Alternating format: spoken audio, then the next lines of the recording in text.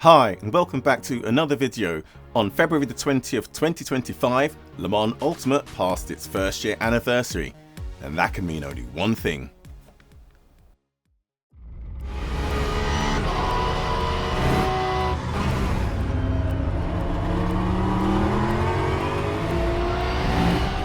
The 2024 Pack 4 DLC drop is here, and it brings to the LMGT3 stable the Aston Martin Vantage AMR LMGT3, the 4-litre twin-turbo V8 with approximately 550 horsepower, weighing in at 1,318 kilograms. In addition to the Pack 4, we also get the second free LMGT3, the Ford Mustang LMGT3. 5.2-litre V8 with approximately 600 horsepower, weighs in a little heavier at 1,321 kilograms. As with the Aston Martin Vantage, the Ford Mustang is a huge fan favourite, so many will be pleased to see it joins the McLaren 720S as free DLC. However, we also have the Porsche 911 GT3R LMGT3, the 4-litre flat-six engine with approximately 500 brake horsepower, weighing in at 1,245 kilograms. From the moment we received the first three LMGT3s in 2024 on the 10th of December, the question that has been clamoring all the forums and Discord has been, when do we get our hands on the 911? So no further delay, what do they look like? More importantly, what do they look like in VR? Let's take a look at the cockpit. Yet again, Studio 397 have done an amazing job. The interior of the Aston Martin Vantage is immaculate. Turning around to look in the rear of the car, seeing the AMR stitched at the back, it is unbelievably detailed. Looking up at the ceiling, you can see the texture. Again, it is so detailed. Everything just looks so good. It's the same story when looking around the interior of the Ford Mustang. The cabin is so clean. The detail on every component and every piece of equipment inside the cockpit is just so crisp and clean. It's so good to be able to look over your shoulder and look out the back window to see the roll bar, all of the electronics. Everything has a real attention to detail. And that attention to detail carries on and through into the cockpit of the 911 as well. And it's a completely different environment. As you'd expect, it's a different car, but the level of detail again is absolutely supreme and so clean. Every time I get into a car in Le Mans Ultimate in VR, I am absolutely stunned by how clean, crisp and accurate the detailing is. And the new LMGT3s continue to carry the baton. The same level of detail, the same high quality, the same standards have been applied. They truly are beautiful. And what they also do, just like the initial LMGT3s that we had, is they have a completely different characteristic. They have completely different behaviors, completely different audio sensations. The sound of the Aston Martin is unbelievable. The downshifts, the upshifts, they're quite guttural. It has a distinctly Aston Martin sound to it. I decided to try out the initial recce laps at Bahrain, since I've been driving it all weekend in the multi-class Masters online championship. So I figured my recent muscle memory would be a great baseline to compare how each of the cars drove, especially as with this new update we get the new tyre model for the LMGT3s.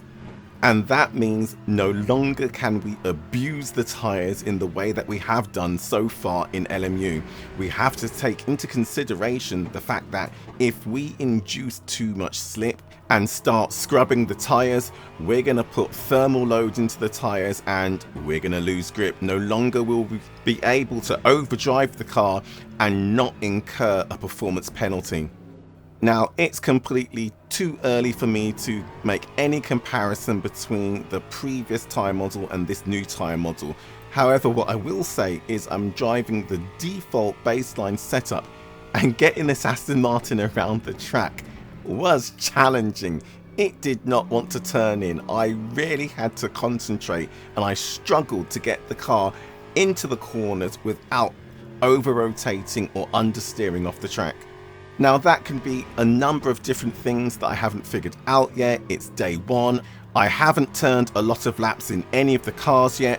I don't really know how the default setups compare across the new cars, so I don't know if it's just idiosyncratic of the Aston Martin, if it's the fixed setup or the balanced setup for the Aston Martin, if it's the new tyres, if it was just me.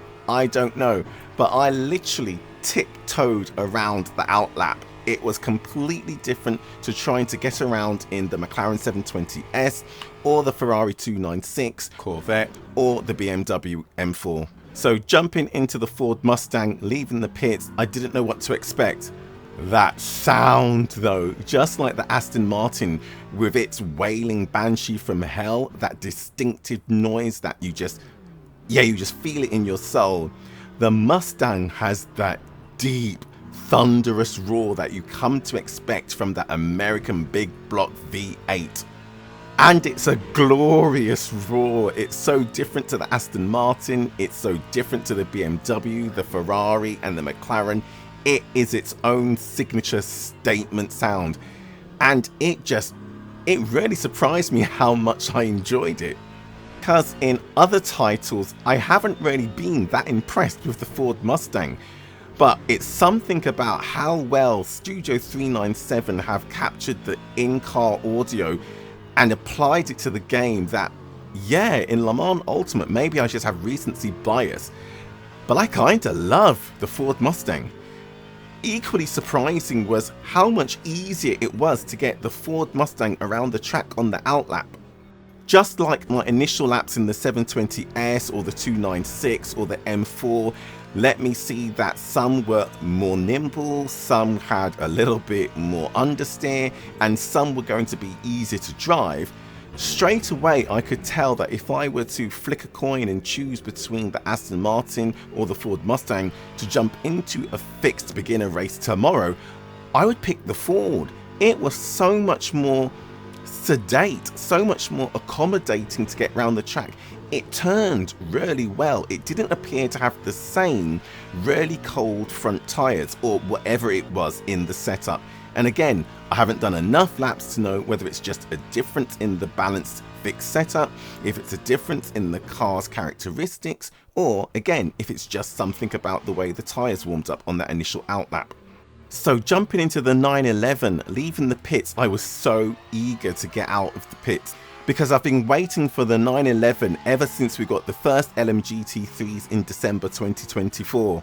Because up until then, I had spent all of my time racing in the 911 RSR, and I loved the sound of that car. In every title that car has been featured in, the sound has captivated my soul. I absolutely love it. So I was waiting to hear what the 911 LMGT3 would sound like, and it's just not the same. Now, don't get me wrong, it is a glorious sound, and again, it's completely different to the Ford Mustang's guttural, low rumbling, and it's different to the Aston Martin's banshee wail. However, compared to both of those cars, it just doesn't grip me as much. And again, it's unfair because it never was going to sound like its cousin, the RSR. But the RSR and the Aston Martin, I would probably say, sound the most otherworldly. And then the Ford Mustang has this low rumble. The BMW I'm not too fussed about, and the Ferrari has that Ferrari sound. I even love the way that the 720S, that McLaren sound, it's so unique and distinctive.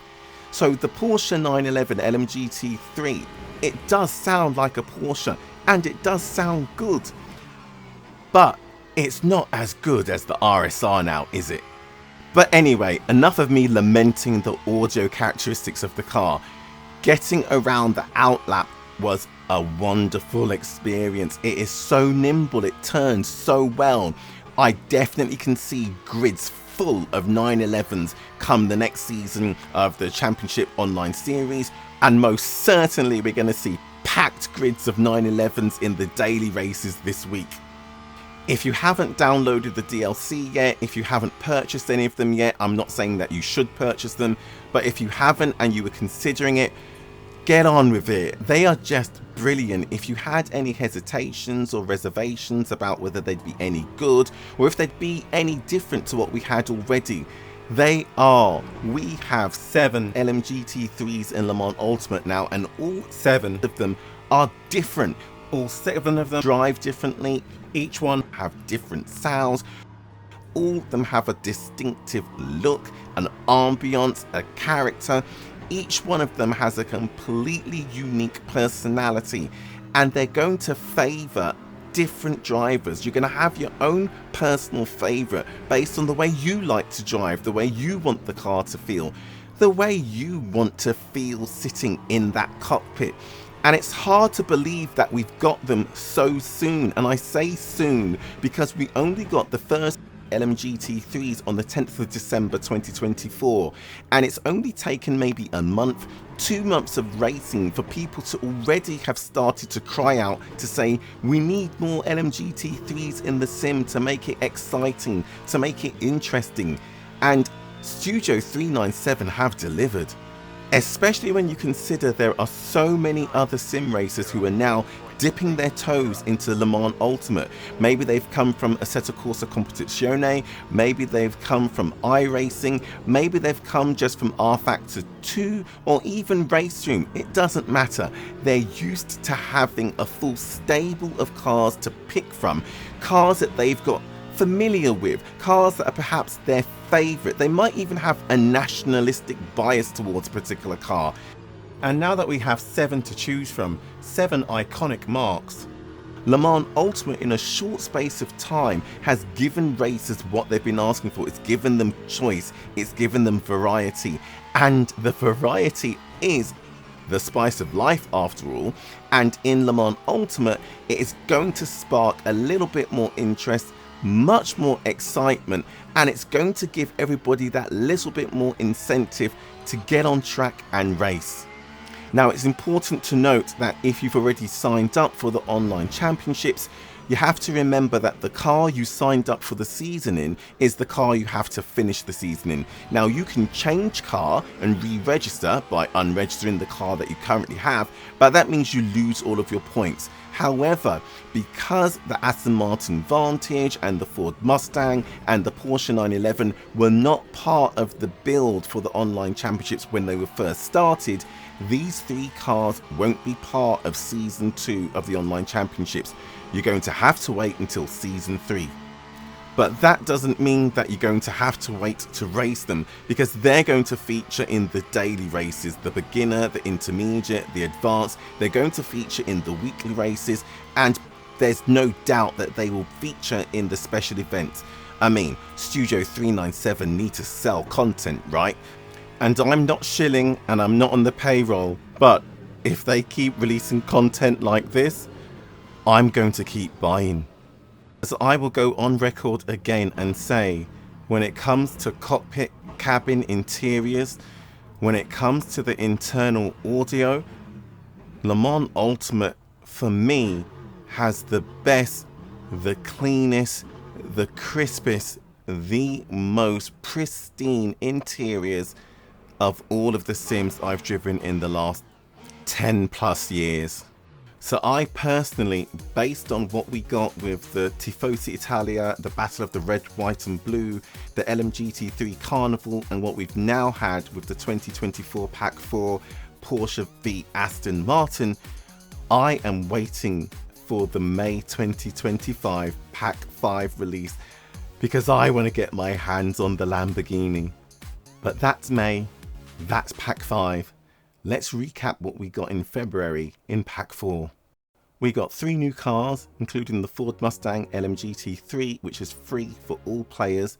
There were updates that included revised tyre model for the LMGT3s only at this point, and improvements to the HUD for those of you that use the HUD. The tyre model has been improved, and LMU claim it's a significant update from the previous release.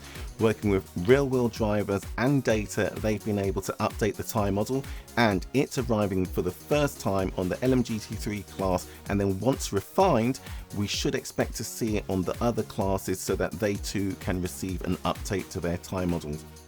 What's so different about this model? Well, the overall feeling should be both more realistic and stable. It should enable us to push with confidence through our stints. However, one of the biggest pieces of feedback that they had from real-world drivers and testers was that they believed that they've made significant steps forwards in how the tyre performance performs. So the balance has been shifted slightly more to the rear. It's created a more stable feeling, and it should allow more aggressive setups to enter into their operating windows. There's also been more load sensitivity on the rear tyres, which should reduce the front push that's found at typically higher speeds. Additionally, the slip curve along with the transient thermal grip loss have also been tightened up, so no more rally crossing, no more pushing the tyres beyond their performance envelope. So this should result in more grip, more performance loss from pushing the tyres too far and beyond their limits. So no more hot lapping for 90 minutes with no penalties. It's time for us to race with a little bit more due care and attention. And the HUD has had a major overhaul as well. Studio 397 have taken a really hard look at trying to improve the data that we have access to whilst we're driving. So the standings in the top left of the screen have been expanded. They now include the tyre compound and the virtual energy data. We'll also be able to see if any of the drivers around us have an upcoming penalty they need to serve. The multifunction display has been improved, and it's made to signpost which cars are directly in competition with us. So we'll be able to see which cars are a lap ahead of us, which cars are a lap behind us. The top right hand section of the screen, in addition to our last lap, we'll also be able to see our delta, and with a keybind we can reset the delta. We've also been given an estimated amount of laps remaining so that we no longer have to give ourselves a headache trying to do the mental arithmetic on the fly. And one of the most highly voted requests on the community forum was for a damage display. So this has also been added. We can now see 4 states: white for normal, yellow for minor damage, red for major damage, and flashing red for something that's missing, something that we probably want to go to the pit stops and have replaced. And whilst Lusail, the International Circuit of Qatar, wasn't ready for the Pack 4 release, it's going to come in Pack 5. What Studio 397 have given us in the Pack 4 release is new variations of the circuit layouts that we can race at. So we really do now have a much richer environment to be racing in. We have 6 LMGT3s along with the suite of hypercars. We still have the LMP2, and much to my surprise and delight, we still have the GTE racing.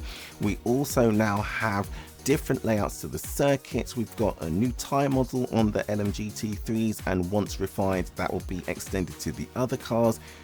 The future is really looking bright for Le Mans Ultimate, and I am here for it.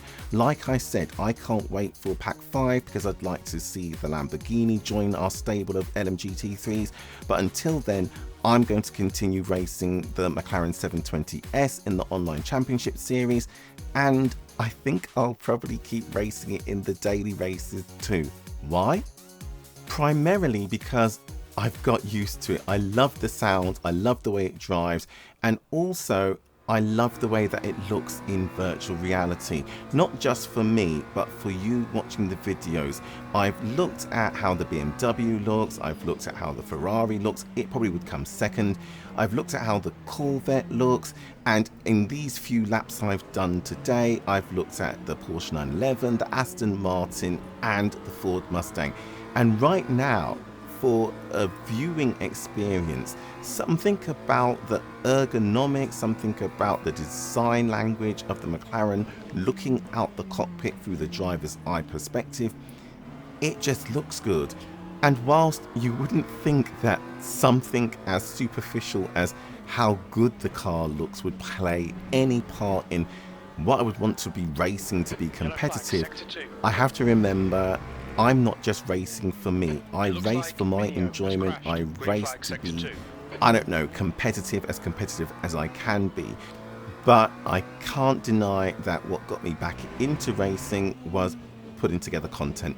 And I want to make sure that the content is of the highest quality possible, and that includes how good does the car look when you see it in VR. And for me, I might be biased, but I think that the look, the feel that the McLaren 720S gives in Le Mans Ultimate is the best combination that I could have at this time. That could very well change once the Lamborghini comes in May with the 2024 Pack 5 release. So let me know what you think. Are you looking forward to the Lamborghini, or are you happy that you now have the 911 or the Ford Mustang or the Aston Martin Vantage? Are you going to be racing them? Have you done any laps in them already? Let me know what your feedback is in the comments. It's been great putting this video together. I'm going to go and spend a few more laps in the Aston Martin, the Ford and in the Porsche before I get back to practicing for next week's race in the online championship Multiclass Masters, which sees us at Spa-Francorchamps. Thanks for the support as always. I'll see you in the next one.